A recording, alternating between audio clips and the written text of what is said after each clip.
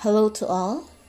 Welcome to your first term, and your subject with me for this term is Assessment in Learning 1. This course is focused on the principles, development, and utilization of basic assessment tools to improve the teaching-learning process. In the process of measuring knowledge, comprehension, and other thinking skills along the cognitive, psychomotor, and affective domains. This course distinguishes the uses of assessment of learning, assessment for learning, and assessment as learning. This course also includes the steps in test construction and how to determine the measures of central tendency and measures of dispersion. Such knowledge facilitates understanding and proper implementation of grading system. For Chapter 1, Shift of Educational Focus from Content to Learning Outcomes. And the learning outcomes for this are: first, explain 3 outstanding characteristics of outcome-based education. Second is to distinguish among institutional outcomes, program outcomes, course outcomes, and learning outcomes. Third, distinguish between immediate outcomes and deferred outcomes. Fourth, differentiate educational objectives from learning outcomes. And lastly, to formulate learning outcomes based on given educational objectives. Let's go back to Chapter 1, which is the shift of educational focus from content to learning outcomes. When you say content, this is broad and there is no certain objectives or goals wherein it focuses only on what is to be discussed, or in Tagalog, ito yung kanyang nilalaman. While in the learning outcomes, you have your objectives, you have your goals, wherein you can focus and give emphasis on a certain goal that you want to achieve in a certain topic or subject. For the background, let us define first what is education. Education comes from the word educare or educere, which is a Latin word, and the meaning is to draw out. When you say draw out, of course, to draw out knowledge or ideas from the student. It means letting something out from what they have known. Okay, so I have an illustration here. Okay, in the picture 1 or the picture on the left, the arrows are pointing in, wherein, as you can see, that the environment provide learning or knowledge in the students. While in the picture 2 on the right side is the arrow going out, so it means the knowledge or the ideas should be coming from the student or from themselves. Okay, and that is an example of the traditional and the contemporary kind of learning. Okay, when we say traditional, the students were the passive recipient, wherein the students are just receiving any information given by the teachers. While in the contemporary, students were surrounded with various resources or sources of facts and information accessible through user-friendly technology. Okay, so since we are in the global competition where technology are being used nowadays, so of course technology is also a means of accessing ideas, knowledge through visuals, hearing, and etc. Okay, so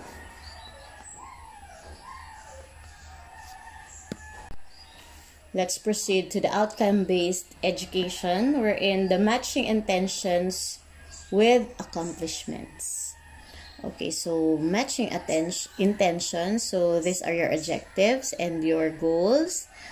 So you match it with your accomplishments, which is your students' output or your students' learning. Okay, and we have the 3 characteristics. The first one is, okay, it is not included in my PowerPoint, but the first one is, just kindly take down notes, the student-centered. Okay, that is the first, wherein of course the students is the center of the process. It is by focusing as student learning focusing on the student learning outcomes, or the SLO. Okay, so for sure we have discussed this already during our last term, wherein of course in the school, of course in the classroom, the student is the center of our focus. And then the second one is the faculty driven. When you say faculty driven, it encourages faculty responsibility for teaching, assessing program outcomes, and motivating participation from students, of course. So we have to motivate them to participate. We have to encourage them to interact during the class, okay, despite their differences. And the third one, this one, so the outcome-based education should be meaningful, and that is, it provides data to guide the teacher in making valid and continuing improvement in instruction and assessment activities. Okay, when you say meaningful, of course, there should be progress in our students, there should be growth, there should be a complete learning. Okay, don't allow our students to be stagnant. And procedures in implementing the outcome-based education. Okay, so this will serve as guide for us teachers so that the objectives will be attained at the end of our class. Of course, first is we have to identify the educational objectives, whether it is a course or a subject. Just like what I did earlier, before I give to you the lecture, I have given you first the learning outcomes. Okay, so what is our target for this subject? And then you have to list also the learning outcomes which is specified for its subject. Okay, I have given you also. And then drafting outcomes assessment procedure. What is our procedure for this? Okay, so you have to indicate it so that you will be sure that at the end of the lesson, every objective will be met. Okay, so here's the example of the first one. To identify, of course, you have there goals that the subject or course expect to achieve. And medyo malabo. So in this part, okay, so what goals do you want your students to achieve? Okay, so we are talking about goals and objectives. Of course, this will be wide, this will be broad. So just be specific. For example, just do you want to improve their reading level? Do you want to increase class participation? So what are your goals for that? So make sure that you have it specifically, not in general. Okay? Para mabigyan mo talaga siya ng focus, or ma-eye mo talaga siya. Right? So the next one is, okay, may plus siya. So ito nga, goals that the subject or course expect to achieve plus. Okay, may plus po This is our part as instructor or as teacher. Knowledge, skills, and attitude goals from the teacher's point of view. Okay, of course, we have our point of view. Ito yung ating pananaw. So, ano ba yung ating nakikita sa objective natin na to? Are we eyeing for collaboration? Are we targeting adaptability? Is it lengthening our patience? Is it about listening? Kasi ikaw yung tipong hindi ka mahilig makinig. Gusto mo ikaw lang yung nagsasalita. Hindi po pwede. Because we are student-centered based program. So, dapat let our students speak, and as facilitator, we must listen. Okay? So, and we have to make sure that this is a lifelong love for learning. So, we have to really motivate them to learn every day and love learning. So, if you add the goals that the subject or course expect to achieve plus the knowledge, skills, and attitude goals, it will be equal to your educational objectives. Okay, ma-reach mo yung iyong goal. So, for listing of learning outcomes, okay, we have here, since we have the 3 domains, of course, we have to target these 3 domains. We have to include them always. Okay, hindi lang po tayo mag-focus sa cognitive, sa psychomotor, or sa affective. Dapat balance siya. We have to give all of them all of these domains, we have to include them in our objective. For example, is the cognitive. Okay, so we have, this is according to Benjamin Bloom. So, learning outcomes should be stated as concrete active verbs from the statement of taxonomy by Benjamin Bloom. Okay, so, example po ng cognitive skill objectives is, for example, the student will be able to describe the characteristics of sound. Okay, so kaya nilang i-describe. That is cognitive skill. Next is, the student will be able to distinguish between an atom and a molecule. So, cognitive skill for science. Then, the student will be able to predict the location of the moon in the daytime sky. Okay, so science din siya, no?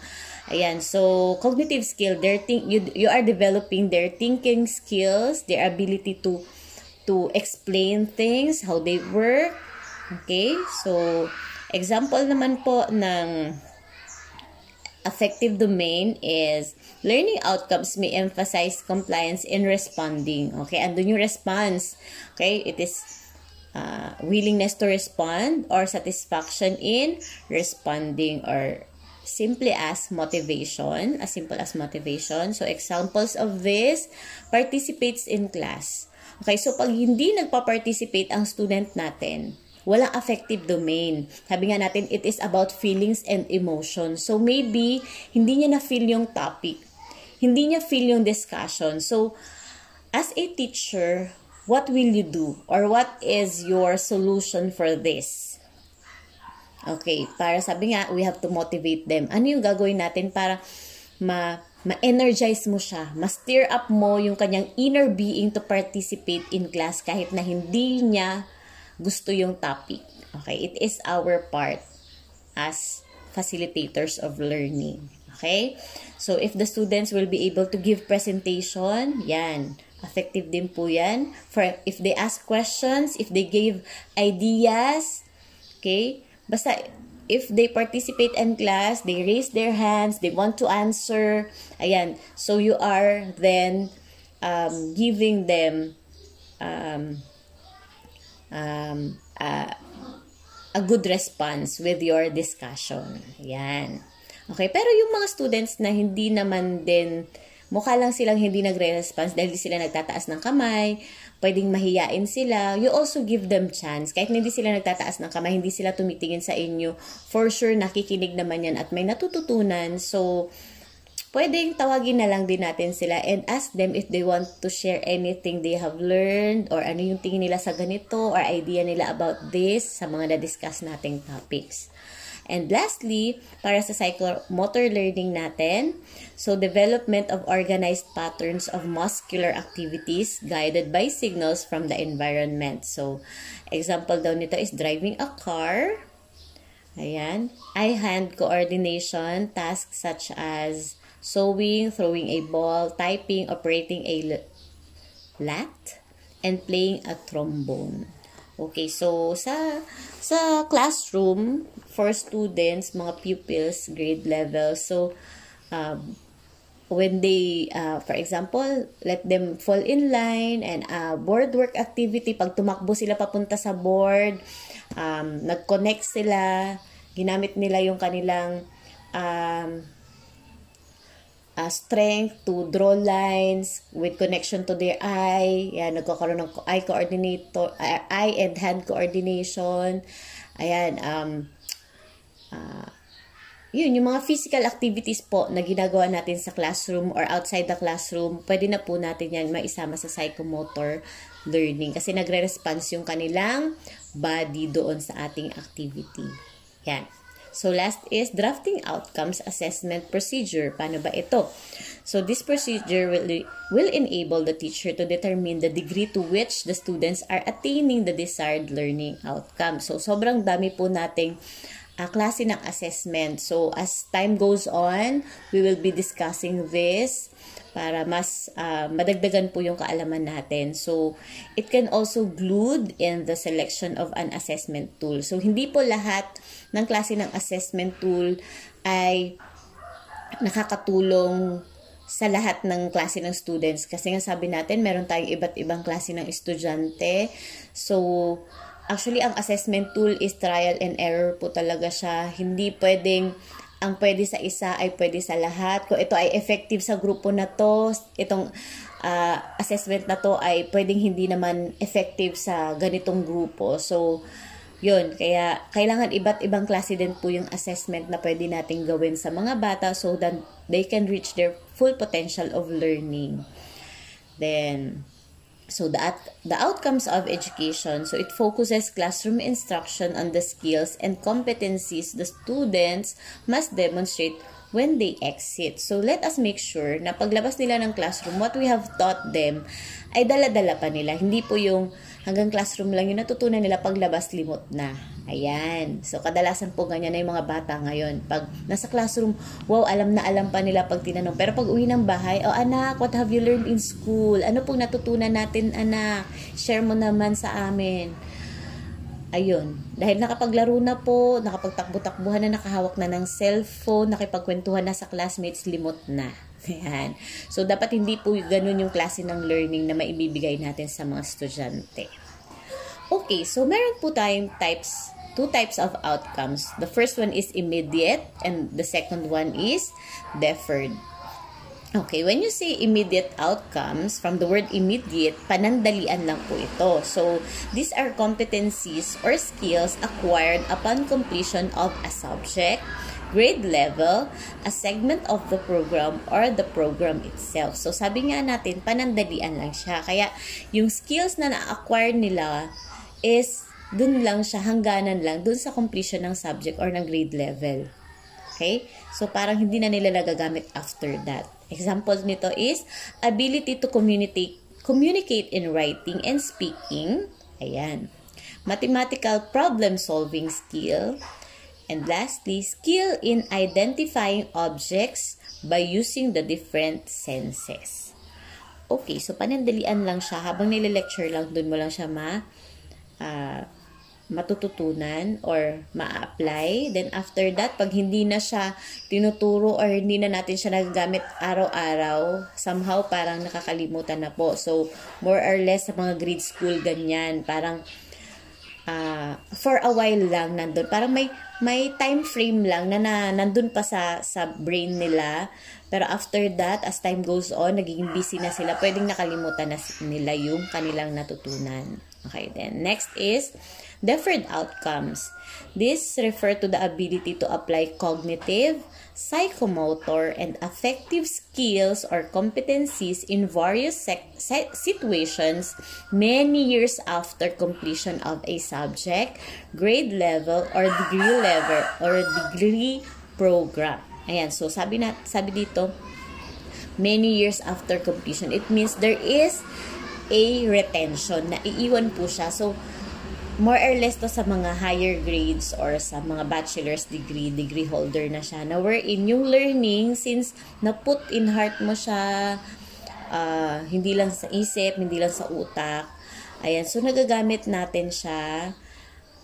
For example, success in professional practice or occupation. Yun.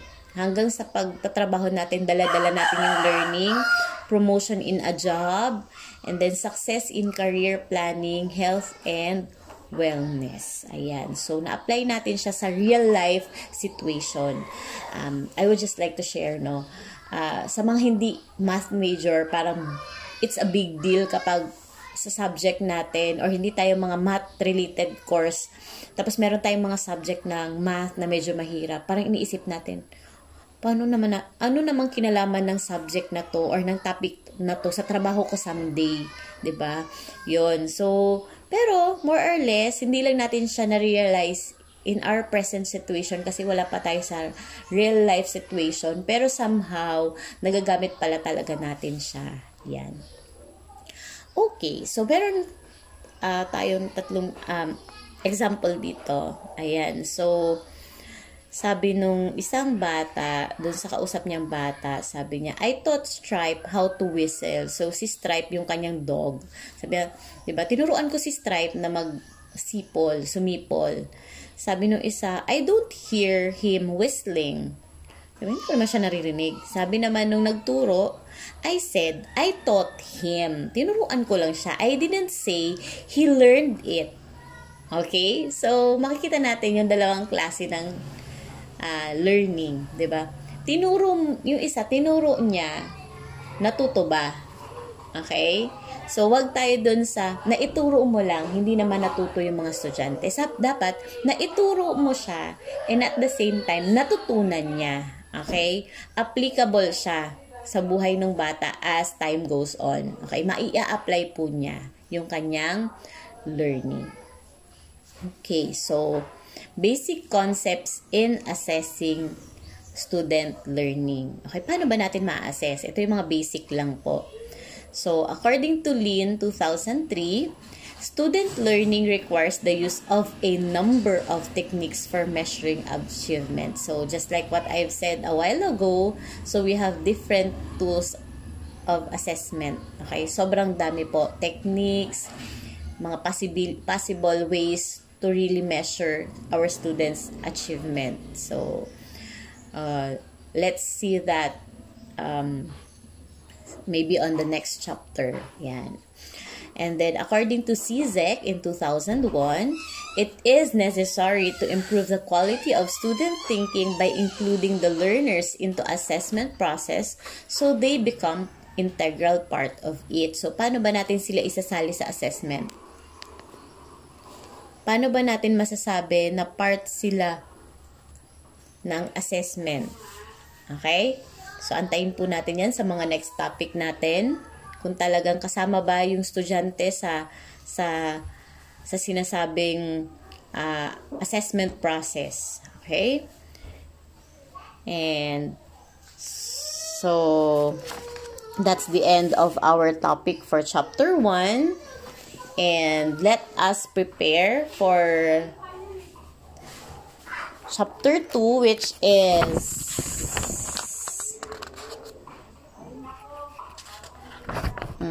determining the process towards the attainment of learning outcomes.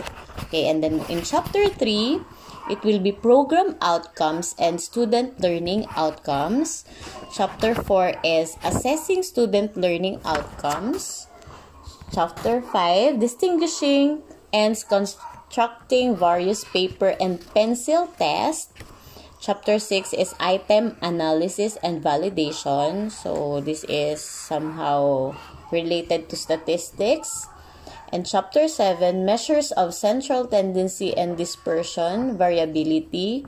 And Chapter 8, grading systems and the grading system of the Department of Education. And so that's the chapters and topics that will be included in the assessment in Learning 1. So that's all for now, and see you next meeting.